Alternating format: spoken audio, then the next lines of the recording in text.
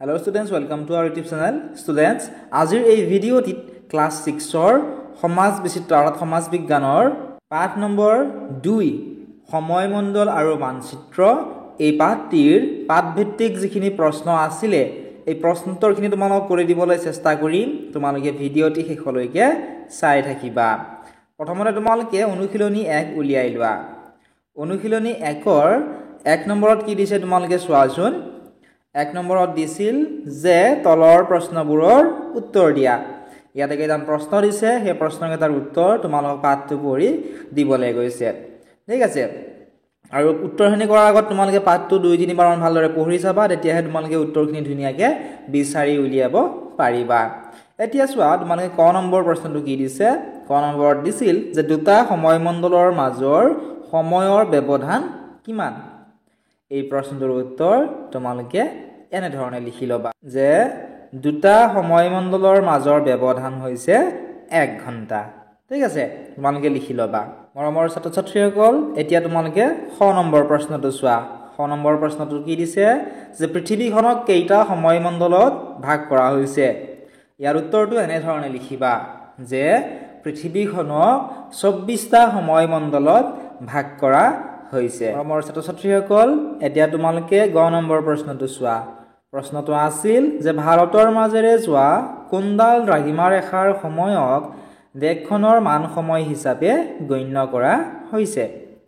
উত্তৰটো এনে ধৰণে লিখিবা যে ভাৰতৰ মাজেৰে যোৱা 82 ডিগ্ৰী 30 মিনিট পূব দ্ৰাঘিমা ৰেখাৰ সময়ক দেশখনৰ মান সময় হিচাপে গণ্য কৰা হৈছে।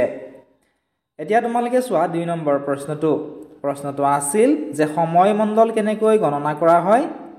উত্তৰটো এনে ধৰণে লিখিবা যে মুখ্য দ্ৰাঘিমা ৰেখাৰ সময়ৰ লগত প্ৰতি 15 ডিগ্ৰী দ্ৰাঘিমা ৰেখাৰ মূৰে মূৰে 1 ঘণ্টা যোগ বা বিয়োগ কৰি সময়মণ্ডল গণনা কৰা হয়।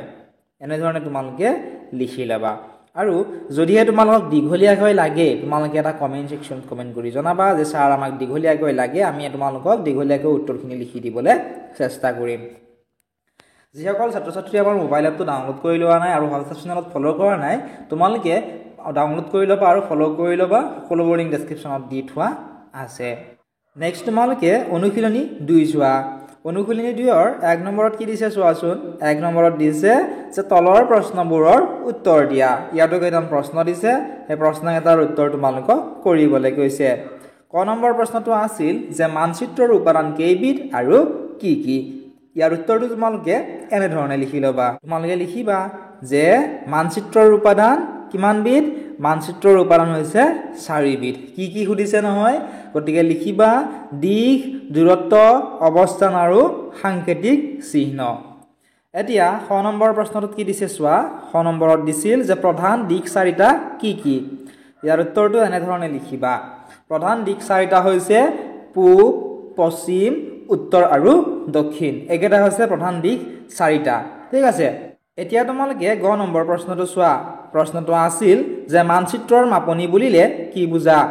উত্তৰটো এনে ধৰণে লিখিবা যে ভূপৃষ্ঠৰ ওপৰৰ প্ৰকৃত দূৰত্বক মানচিত্ৰত যি অনুপাতৰ লগত হ্ৰাস কৰি দেখুওৱা হয় তাকে মানচিত্ৰৰ মাপনি বোলে। তোমালোকে এই উত্তৰবিলাক অন্য ধৰণে লিখিব পৰা। ঠিক আছে, মই তোমালোকক অতি চমুকৈ তোমালোকক উত্তৰখিনি লিখি দিছোঁ। গতিকে যদিহে ভিডিঅ'টো চাই ভাল পাইছা তোমালোকে ভিডিঅ'টো লাইক কৰা আৰু তোমাৰ বন্ধু বান্ধৱীসকলৰ লগতো শ্বেয়াৰ কৰি দিবলৈ নাপাহৰিবা। লগতে কমেণ্ট ছেকশ্যনত কমেণ্ট কৰি জনাবাচোন কোনখন ডিষ্ট্ৰিক্টৰ পৰা তোমালোকে ভিডিঅ'সমূহ চাই আছা। এতিয়া তোমালোকে চোৱা 2 নম্বৰ প্ৰশ্নটো। প্ৰশ্নটো আছিল যে কিছু ক্ষেত্ৰত গোলকতকৈ মানচিত্ৰ কিয় বেছি সুবিধাজনক। এতিয়া গোলক তোমালোকে নিশ্চয় স্কুলত দেখিবলৈ পাইছা বা বহুতৰ ঘৰতো নিশ্চয় আছে। এতিয়া গোলকতকৈ আমি যদি মানচিত্ৰ তোমালোকে জানা যে মানচিত্ৰ কিহৰ কাৰণে বেছি সুবিধাজনক আমাক সুধিছে। এনেধৰণে লিখিবা যে গোটেই পৃথিৱীখনৰ বিষয়ে অধ্যয়ন কৰাৰ ক্ষেত্ৰত গোলকটো উপযুক্তভাৱে ব্যৱহাৰ কৰিব পাৰি। অৰ্থাৎ গোলকটো যদি তোমালোকে ভালদৰে চোৱা পৃথিৱীখনৰ ক'ত কি আছে গোটেইখিনি তোমালোকে গম পাব পৰা। কিন্তু যেতিয়া পৃথিৱীৰ কোনো এটা বিশেষ অংশৰ কোনো এখন দেশ, ৰাজ্য, জিলা, চহৰ বা গাঁও আদিৰ বিষয়ে তোমালোকে বিতংকৈ অধ্যয়ন কৰিবলৈ বিচাৰিবা, তেতিয়া তোমালোকৰ বাবে বা আমাৰ বাবে গোলকতকৈ মানচিত্ৰ বেছি সুবিধাজনক হয়। ঠিক আছে, এনেধৰণে লিখি লোৱা।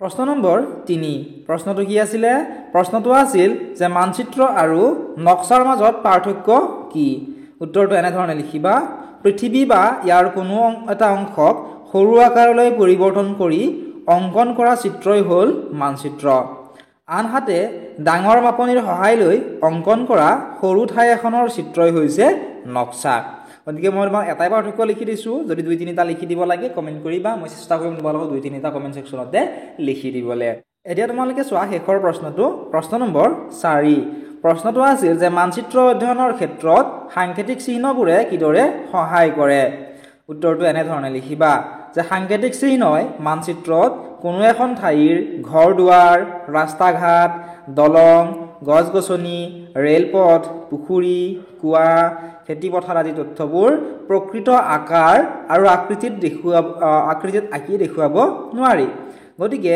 এই তথ্যবোৰ বিভিন্ন আখৰ ৰং ৰেখা চিহ্ন আদিৰে দেখুওৱা হয় এই চিহ্নবোৰে এখন নিৰ্দিষ্ট ঠাইৰ বিভিন্ন ধৰণৰ তথ্য সম্পৰ্কে আমাক জনাব পাৰে এনে ধৰণৰ সাংকেতিক চিহ্নবোৰে মানচিত্ৰত সহায় কৰে গতিকে এনেকৈ তোমালোকে যদি বিচৰা লিখি ল'ব পাৰা তোমালোকক যদি এই পাঠটোৰ ইম্পৰ্টেন্ট MCQs লাগে লগতে এডিশনাল কুৱেশ্যন আনসাৰ লাগে তোমালোকে আমাৰ মোবাইল এপত পাবা মাত্ৰ 100 টকাত তোমালোকে এবছৰৰ কাৰণে ক্লাছ কৰিব পাৰিবা যিসকল ছাত্ৰ-ছাত্ৰী আমাৰ মোবাইল এপটো ডাউনলোড কৰা নাই প্লে ষ্টৰৰ পৰা মোবাইল এপটো ডাউনলোড কৰিবা আৰু হোৱাটছআপ চেনেলত তোমালোকে ফলো কৰি ল'বলৈ নাপাহৰিবা কিবা যদি ডাউট থাকে তোমালোকে কমেন্ট সেকশনত